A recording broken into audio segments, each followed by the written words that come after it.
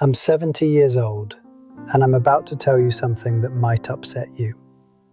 Everything you think you know about being a good parent is completely wrong.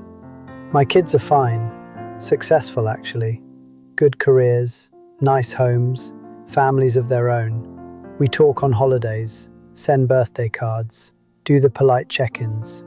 But we're not close, not really, and that's entirely on me. Listen, I didn't beat my kids. I didn't abandon them. I didn't miss their birthdays or forget their names. By most standards, I was a good parent, present, providing, reliable. And that's exactly the problem. Because I confused being there with being present. I confused providing for them with actually knowing them. The people who should be telling you this are lying to you. They're telling you that if you work hard, give your kids opportunities, keep a roof over their heads, you're doing your job. That your kids will understand someday. That they'll appreciate the sacrifices when they're older. It's a lie. A comfortable lie. And I spent 30 years believing the same lies you probably believe right now. I'm not saying this for me. My relationship with my kids is what it is now. We're working on it. Slowly. Painfully. But I can't get those years back. I'm saying this for you. Not for me. For you. For you. Because you're probably making the same mistakes I made. Right now. Tonight. While you're watching this instead of really talking to your children. Let me tell you about the moment I realized I'd lost them. My daughter was 24. She was getting married. And she asked her uncle to walk her down the aisle. Not me. Her uncle. When I asked why, she said something that broke me. She said, "Dad, you were always there, but you were never really there. Uncle Mike actually knows me." I was 48 years old. I had raised this girl for 24 years, changed her diapers, paid for her college, showed up to every graduation, and she didn't feel like I knew her, because I didn't. Here's the lie I believed. Here's the lie most parents believe. Quality time doesn't need to be quantity time. You've heard that, right? It's everywhere. You can work 70 hours a week, miss dinners, be absent for bedtimes, as long as you make the time you do spend count. That's garbage. Honestly, it's garbage. You know who invented quality time? Guilt-ridden parents who needed permission to be absent. Corporations who wanted you working more. A culture that valued productivity over presence. Your kids don't need quality time. They need you. Around. Available. Boring. Ordinary. Nothing special time. That's where relationships happen. I told myself we'd connect when things slowed down. After this project. After this promotion. After the kids were older and could really talk. After. That day never comes. You know why? Because the goalposts always move. And while you're chasing that moving target, your kids are growing up without you. My son played baseball for 6 years. I went to maybe half his games. Always had a reason. Work meeting, client dinner, something urgent. You know what he remembers? The games I missed. Not the ones I attended, the ones I missed. Because kids don't count the times you showed up. They remember the times you didn't. I was climbing the ladder my whole life, working harder, achieving more, building what I thought was security for my family. The ladder was leaning against the wrong wall. I made vice president by 40. I ran my division by 45. I had the corner office, the reserved parking spot, the respect of everyone in my industry. And you know what? None of it mattered. Not to my kids. Not really. Here's something nobody tells you. Achievement has a 48-hour shelf life. You get the promotion, you feel amazing for 2 days, and then you need the next thing. It's a hamster wheel.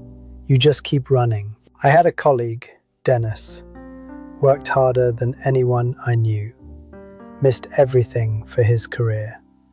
His daughter's first steps, his son's graduation, his wife's 40th birthday. Dennis retired at 62 with a gold watch and an empty house. His kids moved across the country. They send him cards on Father's Day. Generic ones, the kind you buy at the drugstore without reading them. He told me once, at a company reunion, "I don't know my own children. I worked for 40 years to give them everything, and I don't even know their favorite colors." Is that the legacy you want? Let me tell you what I regret, and I mean really regret. The stuff that keeps me up at night. The conversations I half listened to because I was thinking about work. My daughter would be telling me about her day, and I'd be nodding while planning tomorrow's meeting. She knew. Kids always know. The trip to the Grand Canyon we never took. Every summer, my son asked. Every summer, I said next year. He's 42 now. We still haven't gone. He stopped asking when he was 15. My father died when I was 38. We weren't close either. Same pattern, same excuses. And I swore I'd be different. I swore I wouldn't make the same mistakes. I made the exact same mistakes. Or maybe it was different mistakes that led to the same place. But I ended up just like him, a stranger to my own children. The piano recitals I left early. The soccer games I watched from the parking lot with my laptop. The bedtime stories I rushed through to get back to emails. My daughter told me recently she doesn't remember me reading to her. Not once. I know I did it. I remember doing it. But I did it so fast, so distracted, that it didn't register. It didn't count. The missed opportunities, the roads not taken, the love I didn't express in ways they could actually feel. After my daughter asked her uncle to walk her down the aisle, I finally woke up. I took a month off work, first real time off in 20 years, and I tried to learn who my kids actually were. Asked them questions I'd never asked, listened without planning my response, actually looked at them when they talked. You know what I discovered? I didn't know my own children. My daughter loves astronomy, has since she was 12. I had no idea. My son writes poetry. Never told me because he didn't think I'd care. He was probably right. The last 22 years have been a slow rebuilding. And honestly, they've been richer than the first 30 combined. Because I finally got it.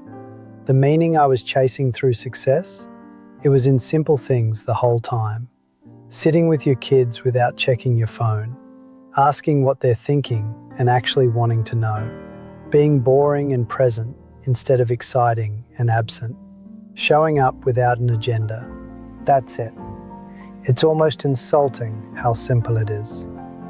I'm grateful now, truly grateful, not for what I achieved at work, but for 22 more years to repair what I broke, for my kids giving me another chance, for the grandchildren who are teaching me what I should have learned decades ago. Life isn't made of the big moments you photograph. It's made of the ordinary moments you're actually there for. So let me ask you something. And I need you to really think about this. If you died tomorrow, would your kids say they knew you? Really knew you? Not would they say you provided for them. Not would they say you worked hard. Not would they list your accomplishments at the funeral. Just, would they say they knew you and that you knew them? Think about it. Really think about it. If the answer makes you uncomfortable, good. I don't know, maybe that's just me, but I think most parents are one honest conversation away from realizing they don't know their own kids. They just haven't had that conversation yet. I'm 70 years old, on borrowed time, but so are you. We all are, really. Your kids are growing up right now. Every day they're a little older, a little further away, and you can't get those days back. I know because I tried. So here's what I need you to do. Not think about, not consider, do. Stop telling yourself you'll connect later. Later doesn't exist. Stop substituting gifts for presents. They don't want stuff. They want you. Stop being in the room but not in the conversation. Stop assuming they know you love them. Show them in ways they can feel. Start asking your kids real questions. Not, how was school? Real questions. What are you worried about? What made you laugh today? What do you dream about? Start putting down your phone when they're talking. Every time. Start showing up without rushing to leave. Start learning who they actually are, not who you assume they are. Start saying yes when they want your time. Not later, now. Start now. Not when work slows down, not when they're older. Now, today, this moment. Because your kids are becoming who they're going to be, and they're doing it with or without you. I'm 70. If I'm lucky, maybe 15 more years, probably less. If this resonates, subscribe. I have more truths to share, and honestly, I don't know how much time I have left. Leave a comment. Tell me what you're going to do differently, not what you're thinking about doing, what you're actually going to change tonight, because the clock is ticking. For me, for you, for all of us. My kids are fine. We're not close. That's on me. But I'm not telling you this so you'll feel sorry for me. I'm telling you this so in 20 years, you won't have to say the same thing. The question isn't whether your kids will grow up. The question is, what are you going to do with the time you have left with them?